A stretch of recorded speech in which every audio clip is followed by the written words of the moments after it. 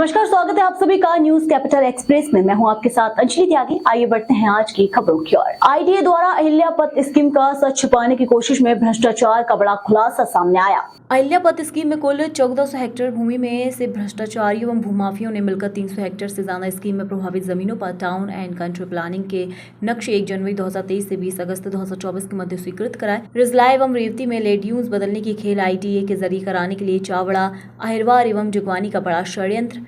कांग्रेसकारों पूर्व आईटीए अध्यक्ष जयपाल सिंह चावड़ा ने ग्राम पालाखेड़ी में 2 कंपनियों के साथ मिलकर 23 बीघा से ज्यादा जमीन खरीदी। वहीं आईटीए सीईओ ने लिम्बो दागरी में मैरिज गार्डन की जमीन सहित अन्य कंपनी के साथ 16 बीघा से ज्यादा भूमि की अवैध खरीदी की। दलाल अतुल काकरिया भी लीमी वोदागारी में दलाली में कॉलोनाइजर बनकर जमीन खरीदी, नक्शा स्वीकृत कराया। सीईओ अतुल काकरिया एवं सचिन भाई नीमा का बड़ा खेल। इंदौर अहिल्यापत में भूमाफियों एवं दलालों सहित पूर्व आईटीए अध्यक्ष जयपाल सिंह चावड़ा, सीईओ रामप्रसाद अहिरवार, मयंक जगवानी एवं टीएनसीपी डिप्टी डायरेक्टर के एस गवली के भ्रष्टाचार का षड्यंत्र रचकर सिंडिकेट बनाकर वर्ष 1 जनवरी 2023 से 20 अगस्त 2024 के मध्य अहिल्यापत स्कीम से प्रभावित गांवों में 300 हेक्टेयर से ज्यादा जमीन के नक्शे टाउन एवं कंट्री प्लानिंग से स्वीकृत कराकर करोड़ों का भ्रष्टाचार किया है। कांग्रेस महासचिव राकेश सिंह यादव के अनुसार अहिल्यापत योजना का भ्रष्टाचार देखी। कुल योजना 1400 हेक्टेयर की है, लेकिन अहिल्यापत स्कीम में आईडीए और टाउन एंड कंट्री प्लानिंग विभाग में पदस्थ भ्रष्ट अधिकारियों ने 300 हेक्टेयर से ज्यादा की नक्शे योजना में शामिल गाँव की स्वीकृत करके अहिल्यापत योजना का धार करके आईडीए और मध्य प्रदेश सरकार को 1000 करोड़ से ज्यादा का नुकसान पहुंचा है।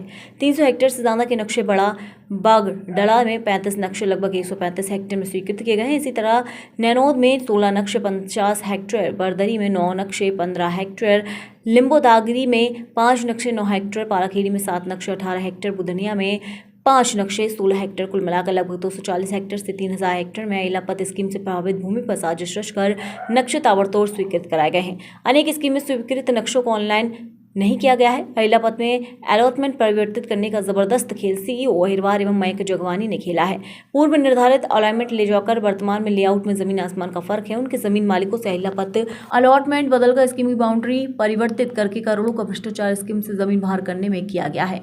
अहिल्यापत स्कीम भ्रष्टाचार में अहिरवार लगातार झूठ बोलकर भ्रष्टाचार छिपाने का असफल प्रयास कर रहे हैं। टाउन एंड कंट्री प्लानिंग द्वारा स्वीकृत से आउट प्लान की सूची में अहिल्यापत एवं स्कीम का अलॉटमेंट के 2 नक्शे भ्रष्टाचार को साबित करने के लिए भी जारी किए गए। रिजलाए एवं रेवती में अभी एक भी नक्शा स्वीकृत नहीं किया गया है। इन 2 गांवों में लैंड यूज परिवर्तन का बड़ा षड्यंत्र अहिरवार ने किया है। कृषि ग्रीन बेल्ट लैंड यूज होने की वजह से नक्शे स्वीकृत नहीं हुए, लेकिन आईडीए की स्कीम लगते ही लैंड यूज आवासीय और वाणिज्यिक में परिवर्तन होने के साथ ही जमीन सोना बोलना शुरू कर दी कि अनेक भूमाफिया एवं भोपाल के एक बड़े अधिकारी के सैकड़ों एकड़ जमीन इन गाँव में ताबड़तोड़ पिछले 1 साल में खरीदी की है। रजिस्ट्रार के आंकड़े सारी कहानी बयां कर रहे हैं। स्कीम लगने के बाद आईडीए जमीन मालिक को नियमानुसार 50% भी का विकसित भूखंड देगा। देखिए, अहिल्यापत को लेके एक बहुत बड़ा घोटाला हुआ है, जिसमें जयपाल सिंह चावड़ा, वहाँ का सीईओ अहिरवार और मयंक जगवानी और टाउन प्लानिंग का डिप्टी डायरेक्टर गवली, इन लोगों ने भूमाफियाओं के साथ मिलकर एक बहुत बड़ा खेल खेला है। इसमें अहिल्यापत में जो स्कीम में शामिल जमीन है, उस पर रातों रात 1 साल में सारे नक्शे पास कराए गए हैं। अभी 1 दिन पूर्व सीईओ कुछ समाचार पत्रों पर मैंने पढ़ा के बोल रहे थे कि 13 ही नक्शे पास हुए हैं, बाकी योजना प्रभावित नहीं हुई है। वो बहुत धूर्त और चालाक और झूठा व्यक्ति है, जो सब कुछ मैनेज करने की कोशिश करता है। पिछली सरकार में शिवराज सिंह चौहान को मैनेज कर रखा था, अब दावा कर रहा है कि मोहन यादव को भी मैनेज कर लिया, उनको समझा दिया है। अब मुझे नहीं पता कि मुख्यमंत्री कितना समझे हैं, लेकिन आज ये सारे दस्तावेज आपके सामने रखे हैं। टाउन प्लानिंग से 1 साल में 1 जनवरी 2023 से 20 अगस्त 2024 तक लगभग 300 हेक्टेयर जमीन के नक्शे पास हुए हैं, जो स्कीम के अंदर हैं। इतना बड़ा झूठ सीईओ बोलता है अपने भ्रष्टाचार को छुपाने के लिए। यहाँ तक कि जो दलाल हैं वो भी कॉलोनाइजर बन गए हैं, अपने नाम से नक्शा पास करा रहा है। संजय काकरिया का, अतुल काकरिया का जो नाम है, वो नक्शे भी मैंने बताया आपको। पूरी लिस्ट टाउन प्लानिंग की, सारे दस्तावेज टाउन प्लानिंग का हम आर्थिक अपराध और लोकायुक्त में नामजद सब लोगों को दे रहे हैं कि किस तरीके से षड्यंत्र रचा करा। आश्चर्यजनक तो यह है कि सीईओ अहिरवार ने स्वयं कुछ लोगों के साथ मिलकर लिम्बोदागारी में जमीन खरीदी, कॉलोनी का नक्शा पास कराया। जयपाल सिंह चावड़ा ने पालाखेड़ी में जमीन खरीदी, नक्शा पास कराया। मुख्यमंत्री चाहें तो इन आरोपों की दस्तावेज सहित जांच कराएं, उनके पास तो सारी एजेंसी है, एग्रीमेंट सब कुछ मिल जाएगा, किसानों के बयान हो जाएंगे, कैसे पैसा गया 2 नंबर में वो भी ट्रांजैक्ट मिल जाएगा। अब इस बात की आवश्यकता है कि इसमें गंभीरता से जांच हो और ये चारों दोषियों को सबसे पहले पद से निलंबित किया जाए, यहाँ से हटाया जाए, क्योंकि लगातार उसका लेआउट का अलाइनमेंट बदला जा रहा है। दूसरा सबसे बड़ा खेल करा है रिजला और रेवती रेंज में, जहाँ कृषि भूमि और हरित क्षेत्र के लिए वो भूमि आरक्षित है, क्योंकि इनका लैंड यूज बदल नहीं सकता था। तो अनेक भूमाफियाओं को रिजलाय में जमीन खरीदवाई गई, रेवती रेंज के आसपास जमीन खरीदवाई गई। भोपाल के एक बड़े अधिकारी ने बहुत बड़ी जमीन खरीदी है, बताते हैं कि लगभग 375 एकड़ खरीदी है।